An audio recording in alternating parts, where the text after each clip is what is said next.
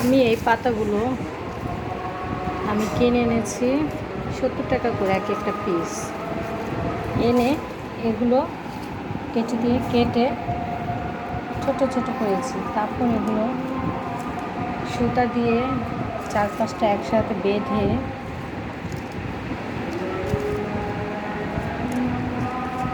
এভাবে একসাথে বেঁধে তারপর আমি এই গাছটা লাগিয়েছি। দেখুন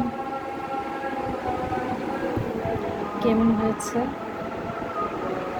আসলে আমি কখনো করিনি তো, এই প্রথমবার চেষ্টা করলাম। এই আঠা দিয়ে লাগিয়ে দিব।